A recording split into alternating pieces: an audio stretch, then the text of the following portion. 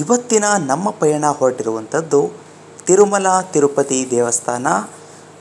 ದಕ್ಷಿಣ ಭಾರತದಲ್ಲೇ ಅತಿ ಹೆಚ್ಚು ಭಕ್ತರನ್ನು ಹೊಂದಿರುವಂತಹ ದೇವಸ್ಥಾನಗಳಲ್ಲಿ ಒಂದಾದಂತಹ ಸುಪ್ರಸಿದ್ಧ ಏನು ತಿರುಪತಿಗೆ ನಾವಿವತ್ತು ಬರ್ತಾ ಇದ್ದೇವೆ. ನೀವು ನೋಡ್ಬೋದು ಎಷ್ಟು ಸುಂದರವಾದಂತಹ ಅಲಂಕಾರಗಳನ್ನು, ಲೈಟಿಂಗ್ಸನ್ನು ಮಾಡಿದ್ದಾರೆ ಅಂತ. ರೈಲ್ವೆ ಸ್ಟೇಷನ್ ಹತ್ರ ಎಲ್ಲ ಕಡೆಯೂ ಕೂಡ ಜನಜಂಗುಳಿ ಇತ್ತು. ನಾನು ಹೋಗಿದ್ದು ಆ್ಯಕ್ಚುಲಿ ನಾನು ಟ್ರೈನ್ ಹೇಳಿದಾಗ 3:45 4 ಗಂಟೆ ಆಗಿತ್ತು. ಆಗಲೂ ಕೂಡ 20,000ಕ್ಕಿಂತಲೂ ಹೆಚ್ಚಿನ ಕ್ರೌಡು ಅಲ್ಲಿ ಸುತ್ತಮುತ್ತನೇ ಇತ್ತು ಅಂತ ಹೇಳಿದ್ರು ಕೂಡ ತಪ್ಪಾಗಲಾರ್ದು. ಯಾಕೆ ಇಷ್ಟೊಂದು ಜನ ಇತ್ತು ಅಂತಂದರೆ, ಇವಾಗ ತಿರುಪತಿನಲ್ಲಿ ಬ್ರಹ್ಮೋತ್ಸವ ನಡೀತಾ ಇದೆ. ಈಗ ನೀವು ನೋಡ್ತಾ ಇರೋಂಥ ದೃಶ್ಯ ಎಲ್ಲಿದು ಅಂತಂದರೆ ಅಲಿಪಿರಿ ಮೆಟ್ಟಿಲು. ನಾವೆಲ್ಲರೂ ಕೂಡ ಏನು ಮಾಡಿದ್ವಿ ಅಂದರೆ ನಡ್ಕೊಂಡು ಹೋಗಬೇಕು ಅಂತ ಡಿಸೈಡ್ ಮಾಡಿದ್ವಿ.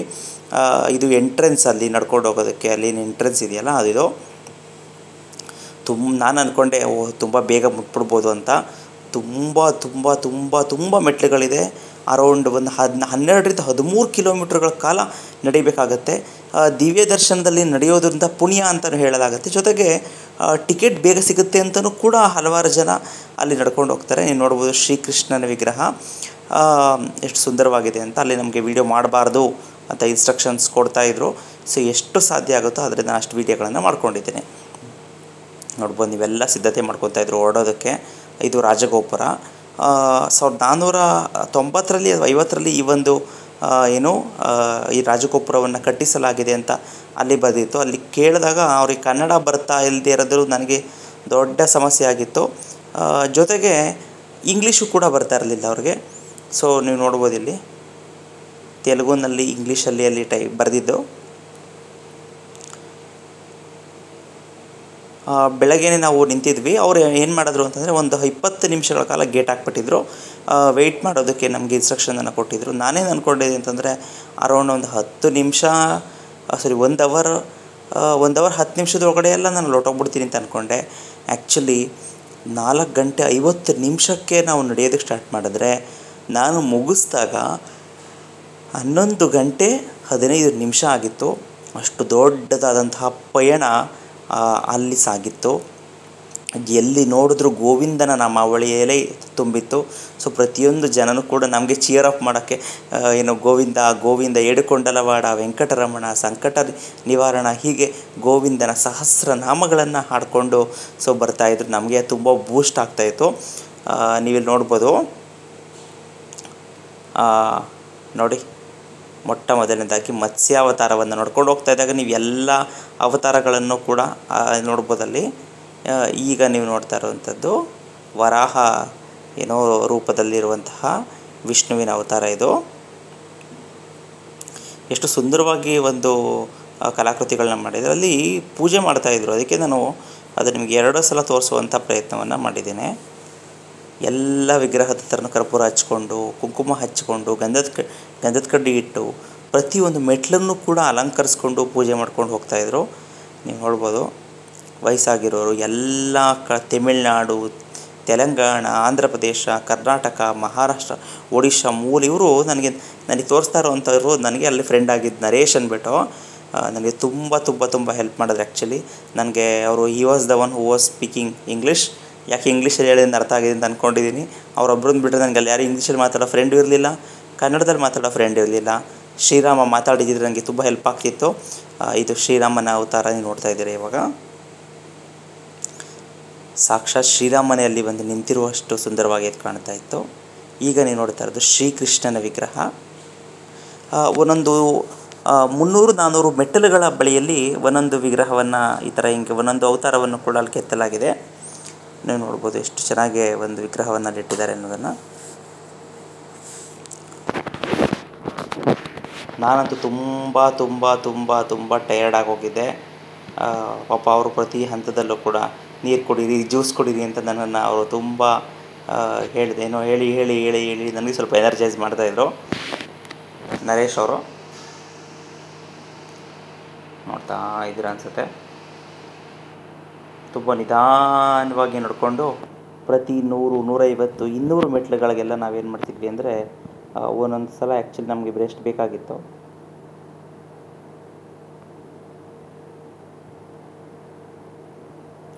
ಈಗ ನೀವು ನೋಡಿ ಅಲ್ಲಿ ನಡ್ಕೊಂಡು ಹೋಗ್ತಿದ್ರು ಕೂಡ ಯಾಕೆ ಬೇಸರ ಆಗಲ್ಲ ಅಂತಂದರೆ ಅಲ್ಲಿ ಇರುವಂತಹ ಒಂದು ಜೀವ ಸಂಕುಲ ನೀವು ನೋಡ್ತಾ ಇರ್ಬೋದು ಜಿಂಕೆಗಳು.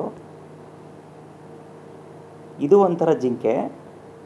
ಬೇರೆ ಥರ ಜಿಂಕೆನೂ ಕೂಡ ನಾನು ವೀಡಿಯೋ ಮಾಡ್ಕೊಂಡಿದ್ದೀನಿ. ನಮಗೆ ಮುಂದಿನ ಭಾಗದಲ್ಲಿ ನಾನು ನಿಮಗೆ ತೋರಿಸುವಂಥ ಪ್ರಯತ್ನವನ್ನು ಮಾಡ್ತೇನೆ.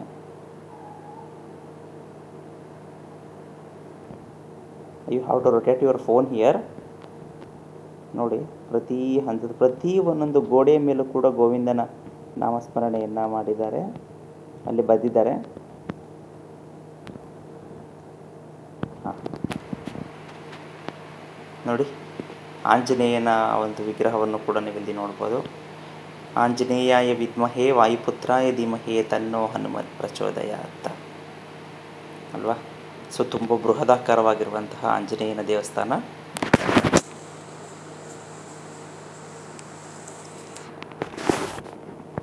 ನೀವು ನೋಡ್ಬೋದು. ಈಗ ಇಲ್ಲೊಂದು ಎಷ್ಟೊಂದು ರೀತಿಯಾದಂತಹ ಪ್ರಾಣಿ ಸಂಕುಲಗಳನ್ನ ನಾವಲ್ಲಿ ನೋಡ್ಕೊಂಡು ಹೋದ್ವಿ. ಅಲ್ಲಿರೋ ಮರಗಳಂತೂ ನಿಜವಾಗ್ಲೂ ಕೂಡ ಎಷ್ಟು ಏನೋ ಸ್ವಚ್ಛವಾಗಿರುವಂತಹ ಒಂದು ಗಾಳಿಯನ್ನು ಕೊಡ್ತಾಯಿತ್ತು ಅಂದರೆ ಅದನ್ನು ಒಂದು ಮಾತಲ್ಲಿ ಎರಡು ಮಾತಲ್ಲಿ ಹೇಳೋದಕ್ಕೆ ಸಾಧ್ಯನೇ ಇಲ್ಲ ಬಿಡಿ.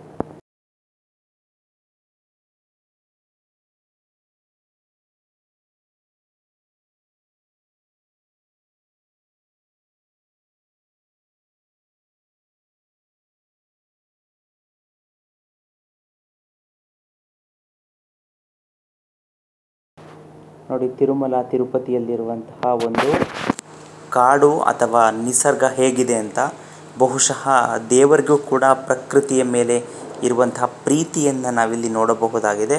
ಯಾಕೆಂದರೆ ಅಷ್ಟು ಸುಂದರವಾದಂಥ ಪ್ರದೇಶ ಇದಾಗಿತ್ತು. ಅಲ್ಲೇ ಕುತ್ಕೊಬಿಡೋಣ ಅಂತ ನನಗಂತೂ ಅನಿಸಿತ್ತು. ಅಲ್ಲಿ ವಿಂಡ್ ಟರ್ಬೈನ್ಸ್ ಕೂಡ ಇದೆ. ಸೊ ಬಹುಶಃ ತಿರುಪತಿಗೆ ಬೇಕಾಗಿರುವಂತಹ ಕರೆಂಟನ್ನು ಅಲ್ಲೇ ಉತ್ಪಾದನೆ ಮಾಡ್ಕೋಬೋದು.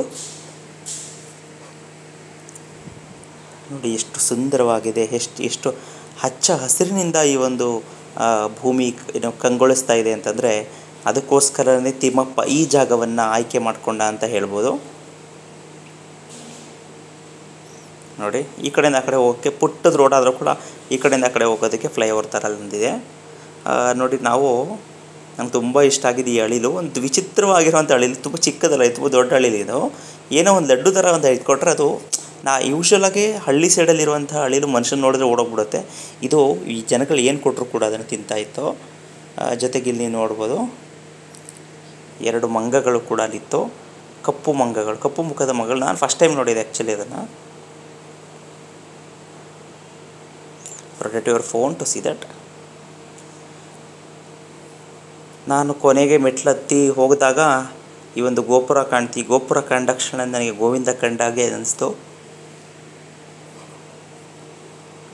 ಎಲ್ಲಿ ನೋಡಿದ್ರೂ ಹಚ್ಚ ಹಸಿರಿಂದನೇ ಕಂಗೊಳಿಸ್ತಾ ಇದೆ ತಿಮ್ಮಪ್ಪನ ಬೆಟ್ಟ ಅಂತಲೇ ಹೇಳ್ಬೋದು.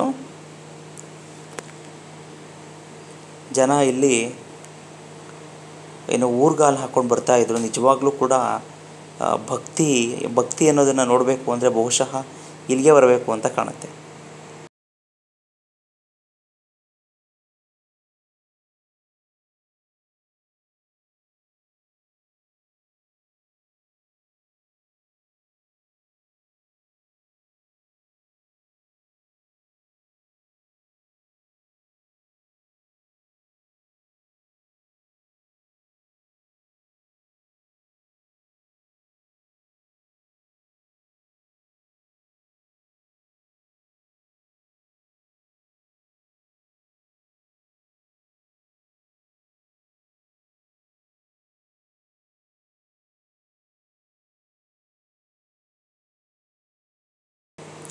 ಈಗ ಮುಂದಿನ ದೃಶ್ಯಾವಳಿಗಳು ಇದೆಲ್ಲವೂ ಕೂಡ ನಾನು ಎಲ್ಲಿನ ದೃಶ್ಯಾವಳಿಗಳನ್ನ ಶೂಟ್ ಮಾಡಿದ್ದೀನಿ ಅಂತಂದರೆ ಈ ತಿರುಪತಿ ರೈಲ್ವೆ ಸ್ಟೇಷನ್ ಹತ್ರ ಎಷ್ಟು ಸುಂದರವಾಗಿ ಒಂದು ವಿದ್ಯುತ್ ದೀಪಾಲಂಕಾರ ಮಾಡಿದ್ದಾರೆ ನೋಡ್ಬೋದು ನೀವು. ಪದ್ಮಾವತಿ ಮತ್ತು ವೆಂಕಟೇಶ್ವರನ ಒಂದು ವಿಗ್ರಹ ರೂಪದಲ್ಲಿರುವಂತಹ ಒಂದು ಲೈಟಿಂಗ್ಸನ್ನು ನಾವಿಲ್ಲಿ ನೋಡ್ಬೋದು. ಎಷ್ಟು ಸುಂದರವಾಗಿ ಲೈಟಿಂಗ್ಸನ್ನು ಹಾಕಿದ್ದಾರೆ ಅಂದರೆ ಆ್ಯಕ್ಚುಲಿ ಈ ದೇವಸ್ಥಾನ ಎಲ್ಲಿದೆ ಅಂತಲೇ ಕಂಡುಹಿಡಿಯೋಕ್ಕಾಗಲ್ಲ. ಯಾಕೆಂದರೆ ಎಲ್ಲ ಕಡೆಯೂ ಅಲಂಕಾರ ಮಾಡಿದ್ದಾರೆ. ಬ್ರಹ್ಮೋತ್ಸವ ಬೇರೆ ನಡೀತಾ ಇರೋದ್ರಿಂದ ಜನಸಂಖ್ಯೆಯೂ ಕೂಡ ಅಷ್ಟೇ ಜಾಸ್ತಿ ಇದೆ. ಅಷ್ಟು ಈಸಿಯಾಗಿ ದರ್ಶನ ಸಿಗೋದು ತುಂಬ ಕಷ್ಟ. ಇಲ್ಲಿ ಜೀಪ್ಗಳ ಸಂಖ್ಯೆ ತುಂಬ ಜಾಸ್ತಿ. ಎಷ್ಟೊಂದು ಹೋಟೆಲ್ಗಳಿಲ್ಲಿದೆ ಅಂತಂದರೆ ಅದನ್ನು ನಿಜವಾಗ್ಲೂ ಬಾಯಲ್ಲಿ ಹೇಳೋಕ್ಕೆ ಸಾಧ್ಯನೇ ಇಲ್ಲ. ಅಲ್ಲಿ ಒಂದು ವಾದ ವಿವಾದ ಬೇರೆ ನಡೀತಾ ಇತ್ತು. ನೋಡ್ಬೋದು ನಾವು ಇವಾಗ ಪ್ರತಿಯೊಂದು ರೋಡನ್ನ ಒಂದು ಏನು ಆ ಟ್ರೈನ್ ರೈಲ್ವೆ ಸ್ಟೇಷನ್ ರೋಡ್ ಏನಿದೆ ಅದನ್ನು ನಾನು ನಿಮಗೆ ಅಲ್ಲಿ ವೀಡಿಯೋ ಮಾಡ್ಕೊಳ್ಳಿಕ್ಕೆ ಟ್ರೈ ಮಾಡಿದ್ದೀನಿ.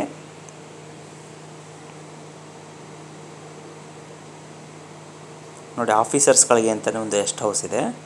ಅಲ್ಲಿನ ಆಫೀಸರ್ಸ್ಗಳಿಗೆ, ರೈಲ್ವೆ ಸ್ಟೇಷನ್ನಲ್ಲಿ ವರ್ಕ್ ಮಾಡುವಂಥ ಆಫೀಸರ್ಸ್ಗಳಿಗೆ ಆ ಡಿಸ್ಪ್ಲೇ ಬೋರ್ಡ್ ಕೂಡ ಇದೆ. ಯಾವ್ಯಾವ ಟ್ರೈನು ಯಾವ್ಯಾವಾಗ ಎಲ್ಲೆಲ್ಲಿಗೆ ಹೋಗುತ್ತೆ ಅನ್ನೋದನ್ನು ಕೂಡ ನೀವಲ್ಲಿ ನೋಡ್ಕೊಳ್ಬೋದಾಗಿದೆ.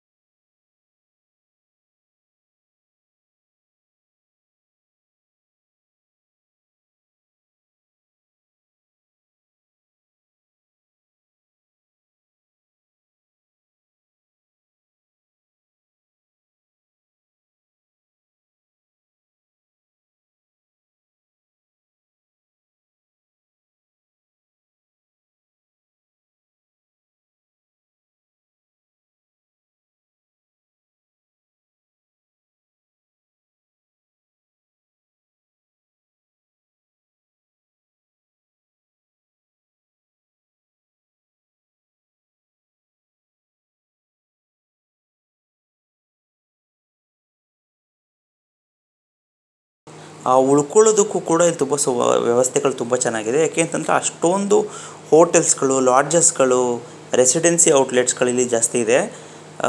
ಇದು ಡಿಪೆಂಡ್ಸ್ ಅಪಾನ್ ನಿಮಗೆ ಯಾವ ಥರ ಹೋಟೆಲ್ ಬೇಕು ಅನ್ನೋದ್ರ ಮೇಲೆ ಅಲ್ಲಿ ಪ್ರೈಸಸ್ಸು ಕೂಡ ಡಿಪೆಂಡ್ ಆಗುತ್ತೆ ಅಂತ ಹೇಳ್ಬೋದು. ನಾನು ಕೂಡ ಒಂದು ಹೋಟೆಲಲ್ಲಿ ಉಳ್ಕೊಂಡಿದ್ದೆ, ARCTC ರೂಮ್ ಪಕ್ಕ ಇದ್ದಂತಹ ಒಂದು ಹೋಟೆಲ್ಲು. ನೋಡಿ, ಪಂಜಾಬಿ ಡಾಬಾ, ಜೆರಾಕ್ಸ್ ಕೂಡ ಸಿಗುತ್ತೆ ನಿಮಗೆ. ಮುರಳಿ ಕೃಷ್ಣ ಹೋಟೆಲ್ಲು, ಇಲ್ಲಿ ನಿಮಗೆ ಬೇಕಾದಂಥ ನಾರ್ತ್ ಇಂಡಿಯನ್, ಸೌತ್ ಇಂಡಿಯನ್ ಊಟಗಳು ಇಲ್ಲಿ ಸಿಗುತ್ತೆ ಅಂತ ಹಾಕಿದ್ದಾರೆ.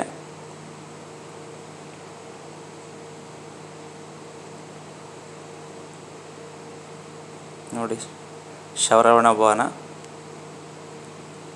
ಈ ಎಲ್ಲ ಕಡೆಯೂ ಕೂಡ ಮೂರು ಲ್ಯಾಂಗ್ವೇಜಸಲ್ಲಿ ಹಾಕಿದ್ದಾರೆ. ನಾನು ಒಬ್ಬರನ್ನ ಕೇಳಿದೆ, ಕನ್ನಡದಲ್ಲಿ ಯಾಕಿಲ್ಲ ಸರ್ ಅಂತ ಅಂದಾಗ, ಸರ್ ಇಲ್ಲ, ಕನ್ನಡ ಇವಾಗ ವ್ಯವಸ್ಥೆ ಆಗ್ತಾ ಇದ್ದಾರೆ ಅಂತ ಕೂಡ ಹೇಳಿದ್ರು. ದೇವಸ್ಥಾನದ ಒಳಭಾಗದಲ್ಲಿ ಕನ್ನಡದಲ್ಲಿ ಇರೋದನ್ನ ನೋಡ್ಬೋದು. ಹೊರಗಡೆ ಕನ್ನಡದಲ್ಲಿ ಇಲ್ಲ, ತಮಿಳು ತೆಲುಗು ಮಾತ್ರ ಇದೆ. ಕನ್ನಡದಲ್ಲಿ ಹಾಕಿದ್ರೆ ತುಂಬ ಒಳ್ಳೆಯದು ಅಂತ ನನಗೂ ಅನಿಸುತ್ತೆ. ಏಕೆಂತಂದರೆ ತೆಲುಗು ತಮಿಳು ಇರಲಿ, ಜೊತೆಗೆ ನಮಗೆ ಕನ್ನಡನೂ ಇದ್ದರೆ ಕರ್ನಾಟಕದ ಭಕ್ತರು ಕೂಡ ಸಂಖ್ಯೆ ಜಾಸ್ತಿ ಅಲ್ಲಿರೋದ್ರಿಂದ ಏನಾಗುತ್ತೆ ಅಂತಂದರೆ ಕನ್ನಡಿಗರಿಗೆ ಬಹುಶಃ ಹೆಲ್ಪ್ ಆಗುತ್ತೆ ಅನ್ನೋದು ನನ್ನದೊಂದು ಅಭಿಪ್ರಾಯ. ನೀವು ನೋಡ್ಬೋದು, ಎಲ್ಲಿ ನೋಡಿದ್ರೂ ಕೂಡ ಜನವೋ ಜನ. ಮತ್ತು ನಾನು ನಿಮಗೆ ಯಾಕೆ ಈ ವಿಡಿಯೋ ತೋರಿಸ್ತಾ ಇದ್ದೀನಿ ಅಂತಂದರೆ, ನನಗೆ ಈ ಪ್ರಾಂಗಣ, ಆ ಎಂಟ್ರೆನ್ಸಲ್ಲಿ ಇದ್ದಂಥ ಪ್ರಾಂಗಣ, ನಡಿಬೇಕಾದ ಅಲಿಪಿರಿ ಮೆಟ್ಲಲ್ಲಿ ನಡಿಬೇಕಾದ್ರೆ ಸಿಗುವಂಥ ಒಂದು ಪ್ರಾಂಗಣ, ಅದಕ್ಕೆ ಇದನ್ನು ಈ ವಿಡಿಯೋದ ಲಾಸ್ಟ್ ಎಂಡಲ್ಲಿ ಮತ್ತೆ ಇಲ್ಲಿ ಹಾಕುವಂಥ ಪ್ರಯತ್ನವನ್ನು ಮಾಡಿದ್ದೇನೆ. ಮತ್ತು ಈ ಲೈಟಿಂಗ್ಸ್ನು ಕೂಡ ಮತ್ತೆ ಯಾಕೆ ತೋರಿಸಿದ್ದೀನಿ ಅಂತಂದರೆ, ನೋಡಿ ಲೈಟಿಂಗ್ಸ್ ಹೆಂಗಿದೆ ಅಂತ, ಎಷ್ಟು ಸುಂದರವಾಗಿ ಲೈಟಿಂಗ್ಸನ್ನು ಮಾಡಿದ್ದಾರೆ ಅಂದರೆ ನನಗೇನು ಅನಿಸ್ತು ಅಂದರೆ, ಈ ಲೈಟಿಂಗ್ಸ್ನೆಲ್ಲ ಮ್ಯಾನೇಜ್ ಮಾಡೋದು ಹೇಗೆ ಅವರು